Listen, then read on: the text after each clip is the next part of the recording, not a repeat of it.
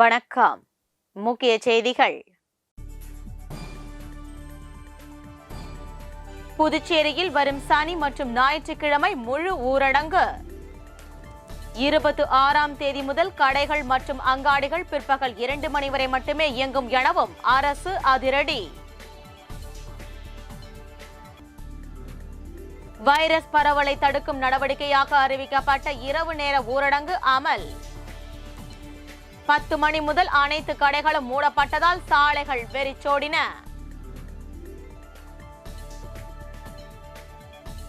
வில்லியனூர் அருகே இளம்பெண் கொலை செய்யப்பட்டு சாக்கு மூட்டையில் வீச்சு. காதலால் ஏற்பட்ட படுகொலையா என்ற கோணத்தில் போலீசார் தீவிர விசாரணை.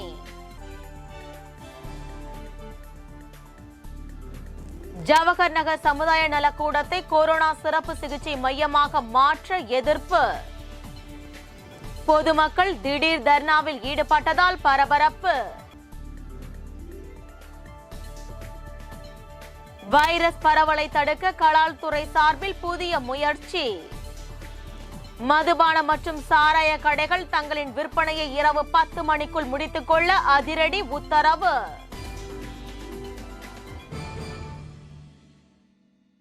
இனி விரிவான செய்திகள். புதுச்சேரியில் சனி மற்றும் ஞாயிற்றுக்கிழமைகளில் முழு ஊரடங்கு அமல்படுத்தப்படும் என்று துணைநிலை ஆளுநர் தமிழிசை சவுந்தரராஜன் தெரிவித்துள்ளார். புதுச்சேரியில் கொரோனா பரவலை கட்டுப்படுத்த துணைநிலை ஆளுநர் தமிழிசை தலைமையில் உயர்நிலை கூட்டம் ராஜ்நிவாசில் நடந்தது. இந்த கூட்டத்தில் உயர் அதிகாரிகள் அனைவரும் பங்கேற்றனர். கூட்டத்தின் முடிவில் புதுச்சேரி முழுவதும் வெள்ளிக்கிழமை இரவு முதல் திங்கட்கிழமை காலை வரை முழு ஊரடங்கு அமல்படுத்தப்படும். இந்த உத்தரவு வரும் வெள்ளி முதல் அமலாகும். இதர நாட்களில் கடைகள் அங்காடிகள் பகல் 2 மணி வரை மட்டுமே இயங்கும். இது வரும் திங்கட்கிழமை முதல் நடைமுறைக்கு வரும். பகல் 2 மணிக்கு பிறகு ஹோட்டல்களில் பார்சலுக்கு மட்டும் அனுமதிக்கப்படும் எனவும் வழிபாட்டு தலங்களில் ஊர்வலம் தேரோட்டம் முதலியவை தடை செய்யப்படுகிறது.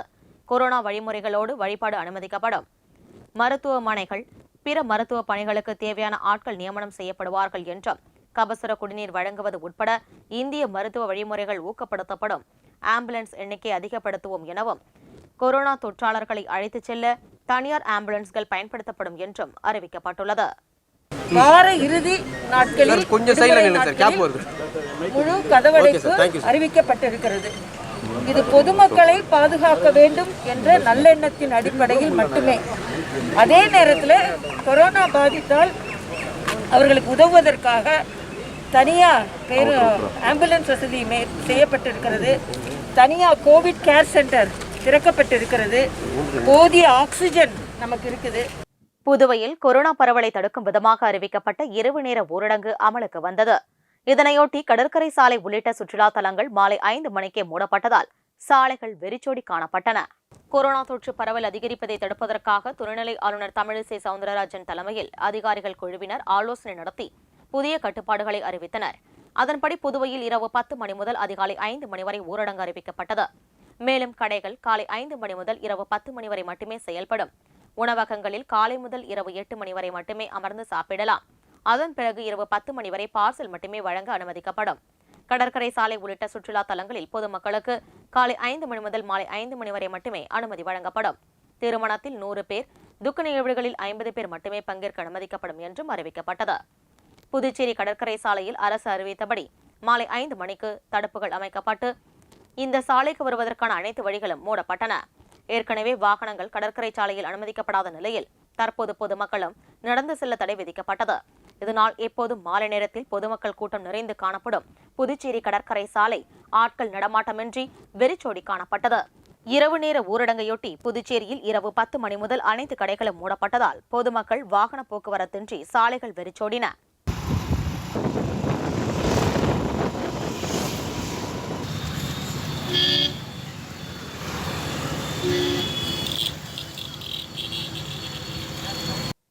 வில்லியனூர் அருகே இளம்பெண் கொலை செய்யப்பட்டு சாக்கு மூட்டையில் வீசி சென்ற சம்பவம் பெரும் பரபரப்பை ஏற்படுத்தியுள்ளது. வில்லியனூர் அருகே உள்ள பொறையூர்பேட் சுடுகாட்டில் மர்மமான முறையில் சாக்கு மூட்டை கிடப்பதாக வில்லியனூர் போலீசாருக்கு தகவல் கிடைத்தது. தகவலை அடுத்து காவல் கண்காணிப்பாளர் ரங்கநாதன், காவல் ஆய்வாளர் கிருஷ்ணன் தலைமையில் போலீசார் சம்பவ இடத்திற்கு சென்று சாக்கு மூட்டையை பிரித்து பார்த்தபோது அதில் இளம்பெண் ஒருவர் கொலை செய்யப்பட்டு கிடந்தது தெரியவந்தது.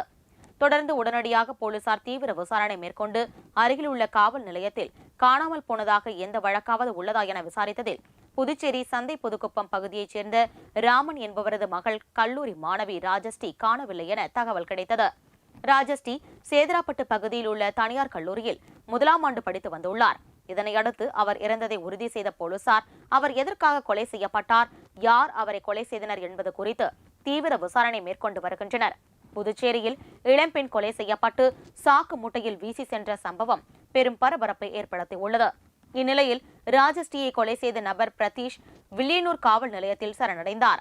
இருவரும் காதலித்து வந்த நிலையில் அந்த பெண் திடீரென வேறு ஒருவரை காதலித்ததால் காதலனும் அவரது தம்பி இருவரும் சேர்ந்து அப்பெண்ணை கொன்றதாக போலீசாரின் முதற்கட்ட விசாரணையில் தெரிய வந்துள்ளது.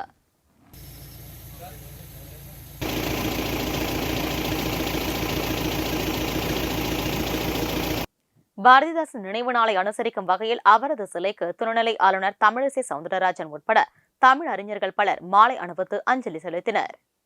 பாவேந்தர் பாரதிதாசன் நினைவு நாளையொட்டி புதுச்சேரி அரசு சார்பாக பாரதி பூங்கா அருகே உள்ள அவரது சிலைக்கு துணைநிலை ஆளுநர் தமிழிசை சவுந்தரராஜன் மாலை அணிவித்து அஞ்சலி செலுத்தினார்.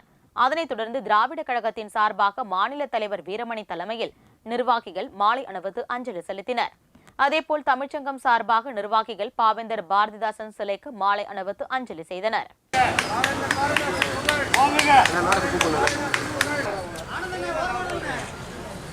இதேபோல் புதுச்சேரி அரசு அருங்காட்சியகத்தில் அமைந்துள்ள பாவேந்தர் பாரதிதாசன் திருவுருவ சிலைக்கு மாலை அணிவித்து மலர் தூவி புகழ் வணக்கம் செலுத்தும் நிகழ்ச்சி நாம் தமிழர் கட்சியின் தட்டாஞ்சாவடி தொகுதியின் சார்பாக நடைபெற்றது.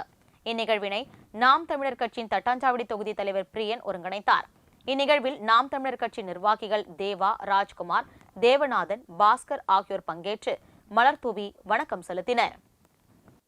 கொரோனா பரவலை தடுக்க இரவு நேர ஊரடங்கு உள்ளிட்ட கட்டுப்பாடுகள் விதிக்கப்பட்டதால் புதுச்சேரியில் பணியாற்றிய வெளிமாநில தொழிலாளர்கள் பலர் சொந்த ஊர்களுக்கு புறப்பட்டுச் செல்ல தொடங்கியுள்ளனர். புதுவையில் தற்போது 2ஆம் கட்டமாக கொரோனா தொற்று தீவிரமாக பரவி வருகிறது. இந்த நோய் பரவலை தடுக்க மாநில அரசு சார்பில் செவ்வாய்க்கிழமை முதல் இரவு நேர ஊரடங்கு அமல்படுத்தப்பட்டது. மேலும் பல்வேறு கட்டுப்பாடுகள் விதிக்கப்பட்டதால் சுற்றுலா தலங்கள் உள்ளிட்ட இடங்களுக்கு பொதுமக்கள், சுற்றுலா பயணிகள் வரத்து குறைந்துள்ளது.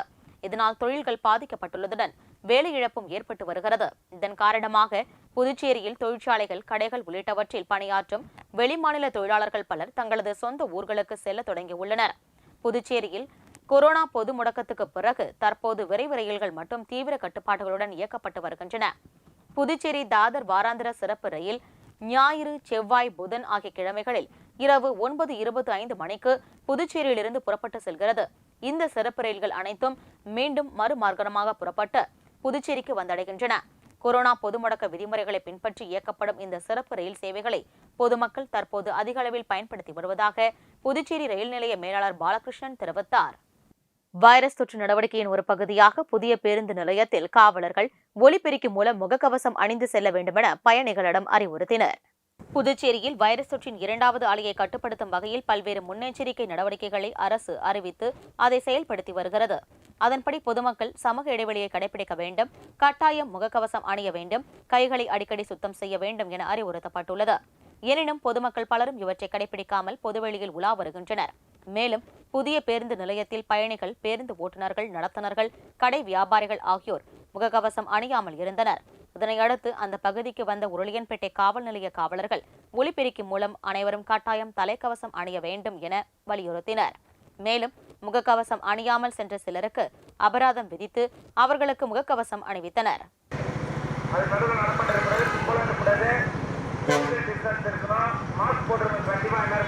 மின்துறையை தனியார் மயமாக்கும் நடவடிக்கையை கண்டித்து அரசு ஊழியர்கள் சம்மேளனம் சார்பில் ஆர்ப்பாட்டம் நடைபெற்றது. புதுச்சேரி அண்ணா சிலை அருகே நடைபெற்ற இந்த ஆர்ப்பாட்டத்திற்கு அரசு ஊழியர்கள் சம்மேளன தலைவர் பிரேமதாசன் தலைமை வகித்தார்.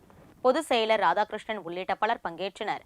இதில் மின்துறையை தனியார் மயமாக்கும் மத்திய பாஜக அரசை கண்டித்தும் புதுச்சேரி யூனியன் பிரதேசத்தில் புதிய அரசு பதவியேற்று மின்துறையில் மின் விநியோகம் குறித்து கொள்கை முடிவு எடுக்கும் வரையில் மின் விநியோகத்தை தனியார் மயமாக்கும் நடவடிக்கைகளில் நிறுத்தி வைக்க வலியுறுத்தியும் முழக்கங்களை எழுப்பினர். ஆர்ப்பாட்டத்தில் மின்துறை போராட்டக்குழு ஒருங்கிணைப்பாளர் வேல்முருகன் உள்ளிட்ட பலர் பங்கேற்றனர்.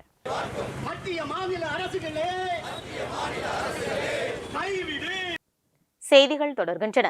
ரெட்டியார்பாளையம் ஜவஹர் நகர் சமுதாய நலக்கூடத்தில் கொரோனா சிகிச்சை மையம் அமைக்க அந்த பகுதி மக்கள் எதிர்ப்பு தெரிவித்து முற்றுகை போராட்டத்தில் ஈடுபட்டனர். புதுவையில் கொரோனா தொற்றின் 2வது அலை பரவி வருகிறது. இந்த வைரஸ் பரவலை தடுக்க அரசு பல்வேறு நடவடிக்கைகளை மேற்கொண்டு வருகிறது. கொரோனா நோயாளிகளுக்கு உடனடியாக சிகிச்சை அளிக்கும் விதமாக ஆங்காங்கே சிகிச்சை மையங்களும் அமைக்கப்பட்டு வருகின்றன. இதன்படி ரெட்டியார்பாளையம் ஜவஹர் நகரில் உள்ள சமுதாய நலக்கூடத்தில் தரைதளம் மற்றும் முதல் தளத்தில் 10க்கும் மேற்பட்ட படுக்கைகள் அமைக்கப்பட்டு கொரோனா சிகிச்சை மையம் ஏற்படுத்தும் பணி நடைபெற்றது. தொடர்ந்து சமுதாய நலக்கூடத்தின் எதிரே உள்ள சாலையில் தடுப்புகள் அமைத்து அந்த வழியாக செல்ல தடை ஏற்படுத்தப்பட்டது. இதனால் பாதிக்கப்பட்ட அந்த பகுதி மக்கள் ஒன்று கூடி குடியிருப்புகள் மற்றும் குழந்தைகள் அதிகமுள்ள இந்த பகுதியில் கொரோனா சிகிச்சை மையம் அமைக்கக்கூடாது என எதிர்ப்பு தெரிவித்தும் உடனடியாக அங்கு அமைக்கப்பட்டுள்ள கொரோனா சிகிச்சை மையத்தை அப்புறப்படுத்த கோரியும் மையம் அமைக்கப்பட்டுள்ள சமுதாய நல கூடத்தை முற்றுகையிட்டனர். இதுகுறித்து தகவல் அறிந்து அங்கு வந்த ரெட்டியார்பாளையம் போலீசாரும் உழவர்கரை நகராட்சி அதிகாரிகளும் முற்றுகையில் ஈடுபட்ட மக்களிடம் பேச்சுவார்த்தை நடத்தினர். அப்போது பொதுமக்கள் தங்களுடைய புகாரை மனுவாக எழுதி அளித்தால் நடவடிக்கை எடுப்பதாக அதிகாரிகள் தெரிவித்தனர். அதன்படி மக்கள் மனுவாக எழுதி அதிகாரிகளிடம் அளித்துவிட்டு அங்கிருந்து கலைந்து சென்றனர்.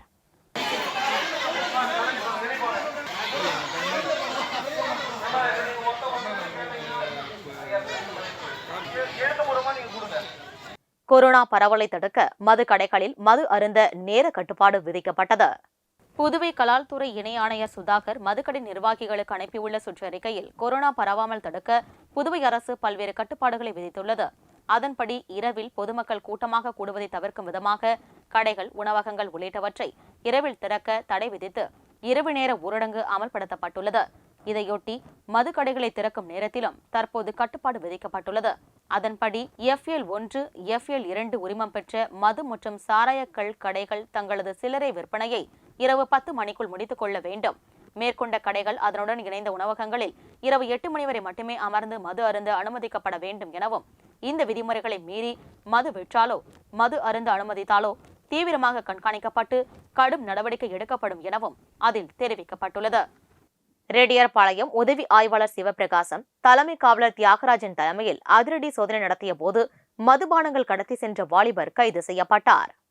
புதுச்சேரி ரெட்டியார்பாளையம் பகுதியில் உள்ள ராகவேந்திரா நகரில் இண்டிகா காரில் தொண்டமானத்தம் பகுதியைச் சேர்ந்த தினேஷ் மதுபானங்கள் கடத்தி வந்தபோது போலீசார் சோதனை செய்து அவரிடமிருந்து ரூபாய் 12,000 மதிப்புள்ள மதுபானங்கள் மற்றும் காரை பறிமுதல் செய்தனர். இதில் ரெட்டியார்பாளையம் உதவி ஆய்வாளர் சிவபிரகாசம், தலைமை காவலர் தியாகராஜன் ஆகியோர் தலைமையில் அதிரடி சோதனை நடத்தி மதுபானங்கள் கடத்தி சென்ற வாலிபர் கைது செய்யப்பட்டார். கொரோனா நோய் தொற்றை கட்டுப்படுத்தும் வகையில் நாம் தமிழர் கட்சி சார்பாக கபசுர குடிநீர் வழங்கப்பட்டது. கொரோனா பெருந்தொற்று 2ஆம் அலை பரவி வரும் நிலையில் புதுவையில் சராசரியாக நாள்தோறும் 600க்கும் மேற்பட்டோர் பாதிக்கப்படுகின்றனர். இதனை கருத்தில் கொண்டு முதலியார்பேட்டை தொகுதி நாம் தமிழர் கட்சியின் சார்பாக பொதுமக்களுக்கு கபசுர குடிநீர் வழங்கப்பட்டது. மேலும் பாவேந்தர் பாரதிதாசன் அவர்களது நினைவு நாள், புகழ் வணக்கம் மற்றும் மறைந்த திரைக்கலைஞர் விவேக் நினைவாக 50 மரக்கன்றுகள் வழங்கப்பட்டது. இந்நிகழ்விற்கு தொகுதி தலைவர் மோகன் தலைமை தாங்கினார் மற்றும் தொகுதி செயலாளர் செந்தமிழன் முன்னிலை வகித்தார். மேலும் இந்நிகழ்வில் நாம் தமிழர் கட்சி நிர்வாகிகள் செந்தில்குமார், வேலவன், முருகராஜ் மற்றும் பலர் கலந்து கொண்டு சிறப்பித்தனர்.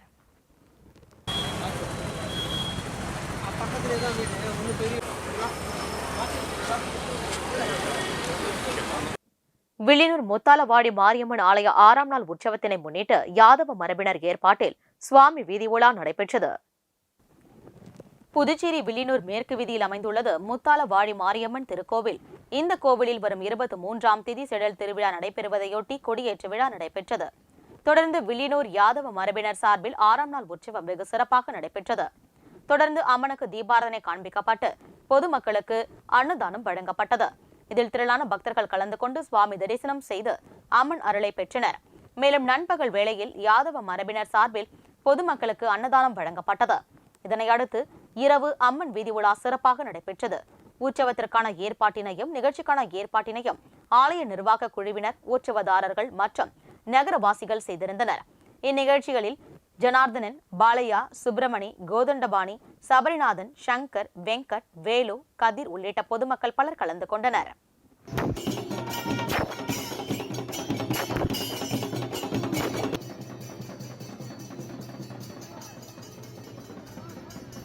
மீண்டும் முக்கிய செய்திகள். புதுச்சேரியில் வரும் சனி மற்றும் ஞாயிற்றுக்கிழமை முழு ஊரடங்கு. 26ஆம் தேதி முதல் கடைகள் மற்றும் அங்காடிகள் பிற்பகல் 2 மணி வரை மட்டுமே இயங்கும் எனவும் அரசு அதிரடி. வைரஸ் பரவலை தடுக்கும் நடவடிக்கையாக அறிவிக்கப்பட்ட இரவு நேர ஊரடங்கு அமல். 10 மணி முதல் அனைத்து கடைகளும் மூடப்பட்டதால் சாலைகள் வெறிச்சோடின.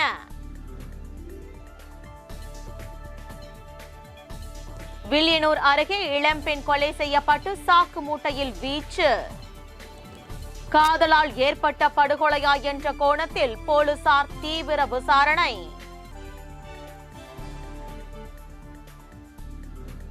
ஜவஹர் நகர் சமுதாய நலக்கூடத்தை கொரோனா சிறப்பு சிகிச்சை மையமாக மாற்ற எதிர்ப்பு. பொதுமக்கள் திடீர் தர்ணாவில் ஈடுபட்டதால் பரபரப்பு. வைரஸ் பரவலை தடுக்க கலால் துறை சார்பில் புதிய முயற்சி. மதுபான மற்றும் சாராய கடைகள் தங்களின் விற்பனையை இரவு 10 மணிக்குள் முடித்துக் கொள்ள அதிரடி உத்தரவு. இத்துடன் இந்த செய்தி அறிக்கை நிறைவு பெறுகிறது. வணக்கம்.